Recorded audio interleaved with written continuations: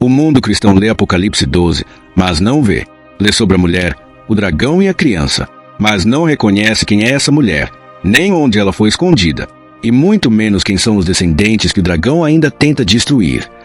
No primeiro vídeo, mostramos que a mulher de Apocalipse 12 é Israel, não o Israel político moderno, mas o Israel bíblico, negro, africano, descendente de Abraão, Isaac e Jacó, revelado já em Gênesis, com o sol, a lua e as 12 estrelas.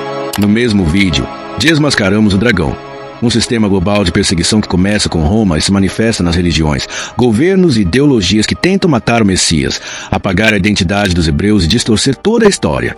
E agora, neste episódio que começa pelo ponto 3, mergulhamos no ponto mais ignorado da profecia.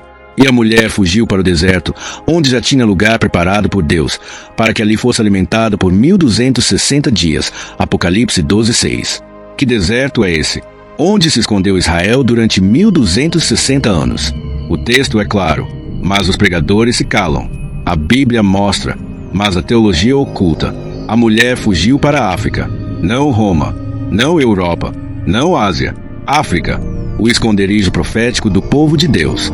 Neste vídeo, vamos revelar 1. Porque o Egito e a África sempre foram refúgio de Israel. 2. Como os hebreus negros sobreviveram na Etiópia, Sudão, Congo, Angola e além. 3. O que realmente significam os 1260 dias e por que esse tempo muda tudo. 4. Provas históricas, bíblicas e genéticas de que os verdadeiros israelitas estão entre os povos africanos hoje. 5. E como o dragão finalmente os encontrou, dando início à fase final da guerra. Se você acha que conhece Apocalipse 12, prepare-se para ver o que ninguém te mostrou. O deserto foi real, a fuga foi real, a perseguição continua, e o tempo do remanescente chegou.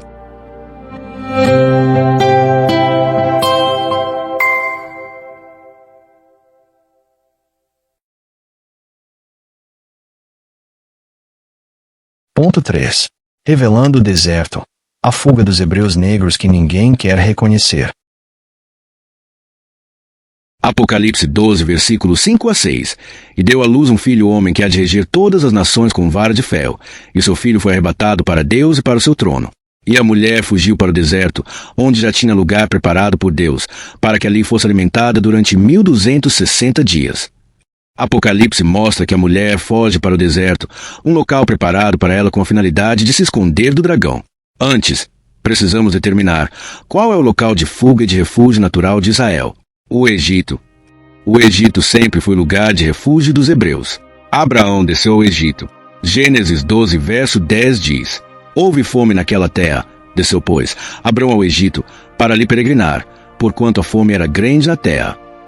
Jacó, chamado Israel, e toda a sua casa se refugiaram lá. Não era fuga qualquer. Era o próprio Deus quem lhe aparece em visão e diz: Não temas descer ao Egito, porque lá farei-te uma grande nação. Antes dele, José, filho de Jacó, vendido como escravo, foi enviado antes por providência divina para preparar esse refúgio para Israel em tempos de fome. Foi no Egito que a nação de Israel nasceu. 70 almas entraram, milhões saíram. Moisés foi salvo e cresceu no Egito. Os filhos de Israel viveram lá por século, e ali se multiplicaram. Êxodo 12 mostra a saída, mas não o fim da ligação. Mesmo depois do êxodo, os israelitas voltaram várias vezes para o Egito e para outras partes da África, cada vez que perigo batia à porta. Quando Babilônia destrói Jerusalém, o restante do povo foge para onde? Jeremias 43:7 diz: Entraram na terra do Egito, porque não obedeceram à voz do Senhor, e vieram até Táfnis. Em Isaías 30, versos 2 a 3, YHWH repreende o povo não por fugirem para o Egito, mas por confiarem mais nos faraós do que nele. A fuga para a África era natural, era histórica, era instintiva. Israel, a mulher de Apocalipse 12, sabia. Quando tudo desaba, o deserto africano ainda colhe. E o próprio evangelista reconhece o cumprimento da profecia de Oséias 11, verso 1. Do Egito chamei o meu filho. Sim, o Egito era o esconderijo do Filho de Deus. O Messias, Yeshua, filho de Maria, filho da mulher de Apocalipse 12, o verdadeiro Israel e descendente de Davi, foi escondido no Egito e em África. Mateus 2:13 a 15. Um anjo aparece a José em sonho e diz: Levanta-te, toma o menino e sua mãe, foge para o Egito e fica lá até que eu te avise. Por quê? Porque Herodes queria matar a criança. E o anjo não mandou José ir para Roma, nem para a Grécia, nem para a Ásia. Mandou para o Egito, para a África, região ignorada, região que dizem não ter história, região endemoniada, mas a mão de todas as civilizações. Como ousamos pensar que o deserto de Apocalipse 12 é outro lugar? Como imaginar que a mulher, símbolo de Israel, fugiria para qualquer outro lugar, se o lugar dela sempre foi a África? Do tempo de Abraão até os profetas, dos reis ao cativeiro, da perseguição romana ao início da escravidão moderna, Israel sempre fugiu para o mesmo lugar, África, e não foi só o Egito. Foram também Cuxi, Etiópia, onde muitos se refugiaram e se misturaram, Sofonias 3:10, Sudão e Patros, Isaías 11:11, Líbia e Cirene, Atos 2:10, Atos 11:20, e depois de 70 depois de Cristo, Nigéria, Congo, Angola, Moçambique e muito mais. Não perca o vídeo detalhado desses acontecimentos no canal. A história dos diferentes cativeiros e dispersões do povo de Elohim. Ele relata a maneira como aconteceu e o caminho de Israel para a África é muito instrutivo. Recomendo. Foram perseguidos, mas sobreviveram. Foram escravizados, mas mantiveram os costumes. Foram dispersos, mas nunca esquecidos por Yah, Deus. Por isso, Apocalipse 12 não é uma profecia inventada ou qualquer. É o eco profético de uma história que já aconteceu 7 vezes ou mais e revela o que há de vir. Portanto, o deserto é o simbolismo usado em Apocalipse 12 para descrever o Egito. Mas o Egito não como o país que conhecemos hoje, nem como uma banda de terra minúscula. O Egito como o continente africano. Desde os tempos de Gênesis até o Novo Testamento, a África, representada principalmente pelo Egito, foi o destino natural de fuga, proteção e sobrevivência para os hebreus. Embora o Egito fosse originalmente um reino ao longo do Nilo, diversos textos bíblicos o tratam também como uma entidade geográfica muito mais ampla, praticamente uma designação continental. Isaías 19:18 fala de 5 cidades dentro da terra do Egito que falarão a língua de Canaã, o hebraico, mostrando que o Egito é também descrito como uma terra com múltiplas cidades e línguas, reforçando sua complexidade cultural. Ezequiel 29:10 estende o Egito até a Etiópia. Isaías 11:11 distingue Egito, Patros e Etiópia, revelando que Egito era muitas vezes tido como uma designação geopolítica ampla. Daniel 11:42-43 associa Etiópia e Líbia ao Egito como parte de seu domínio.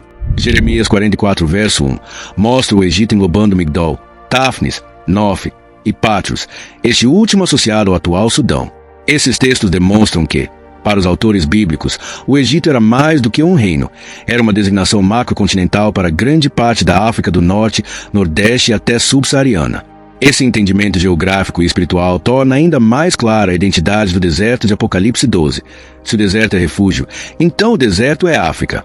Se a mulher é Israel, então ela é negra, ela é africana. A África foi, e continua sendo, o esconderijo do povo de Israel. O refúgio divinamente preparado a partir do momento que as 10 primeiras tribos foram para lá. E a mulher fugiu, não para o mito, mas para o continente real. Para as montanhas do Congo, os vales do Nilo, os desertos do Sahel. Lá, o dragão não alcançou ainda.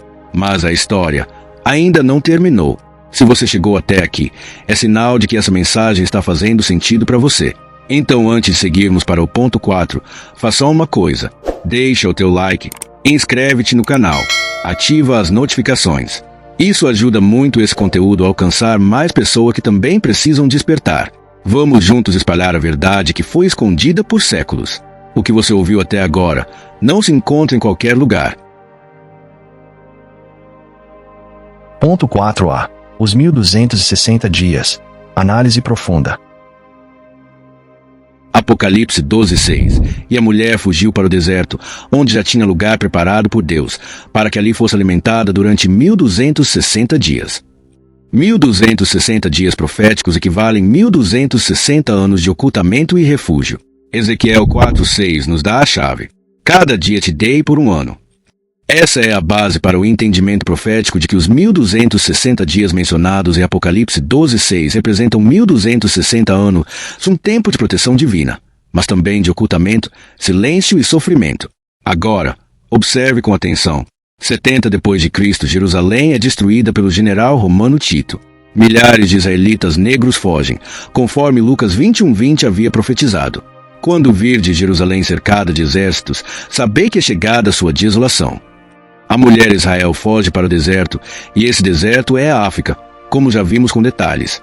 Lá, Durante 1260 anos, o povo permanece oculto, longe dos olhos das grandes potências.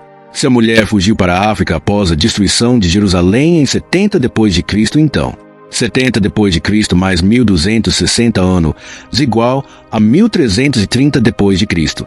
E agora, preste bem atenção.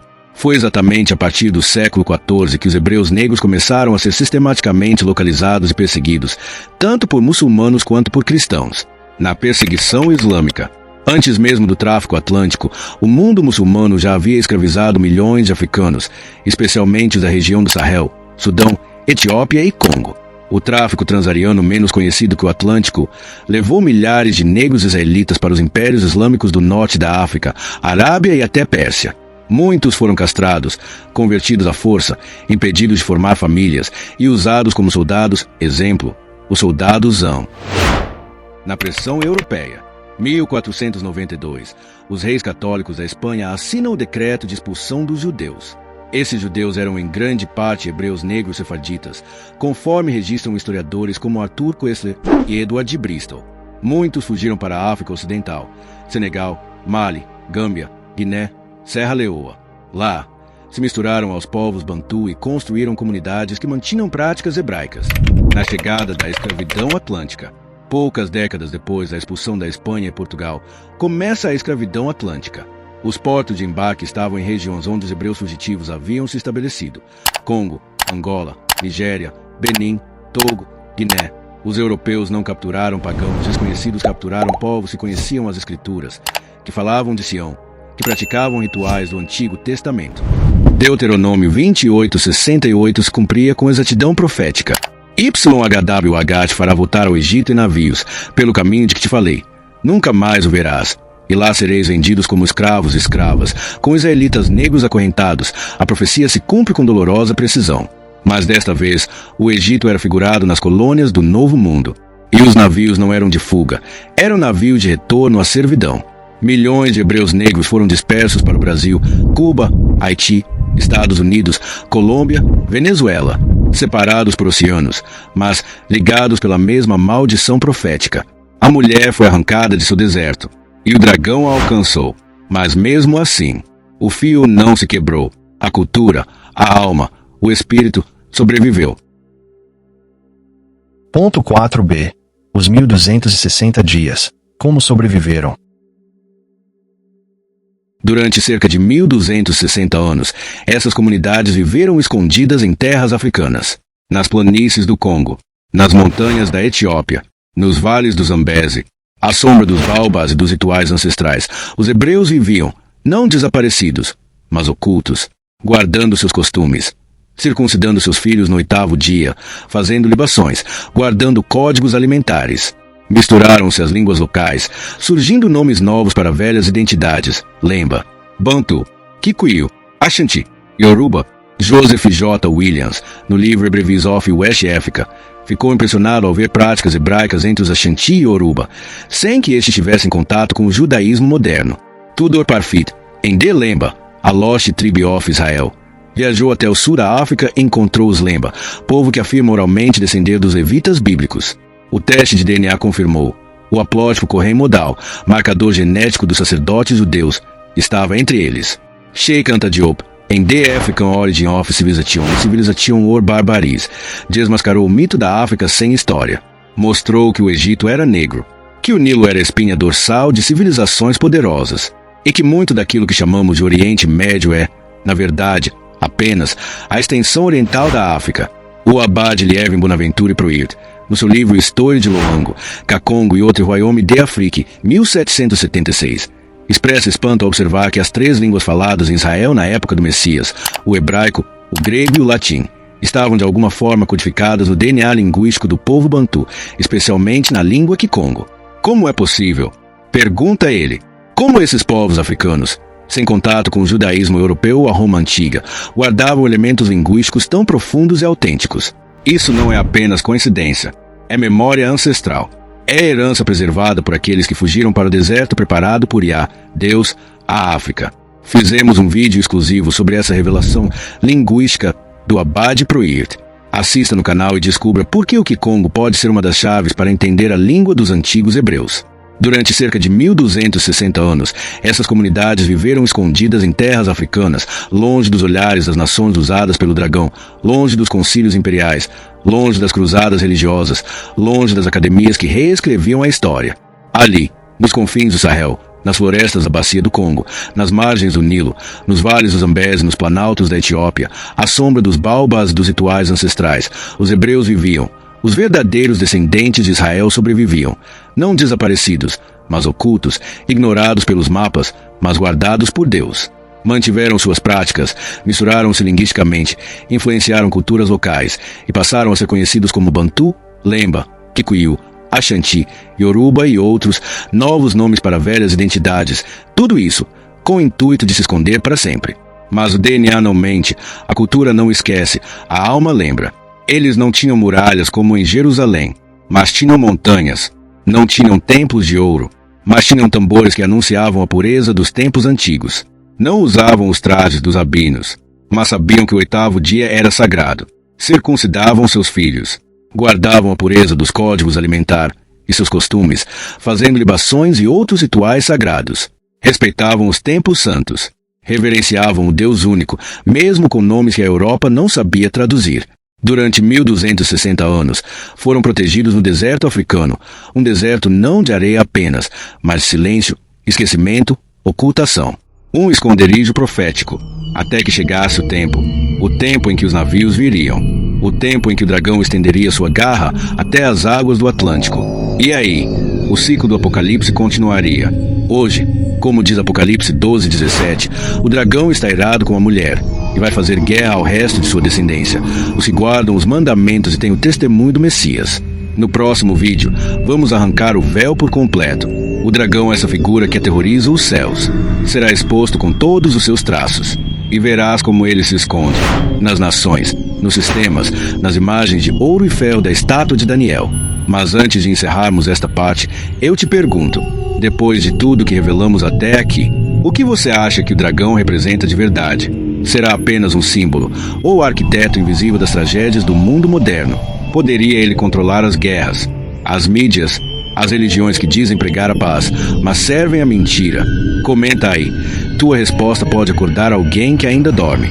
E se essa revelação te tocou, mostra isso com um like, inscreve-te no canal e prepara-te, porque no próximo episódio, as imagens de Daniel e o dragão vão se encontrar, e o mistério será esmagador.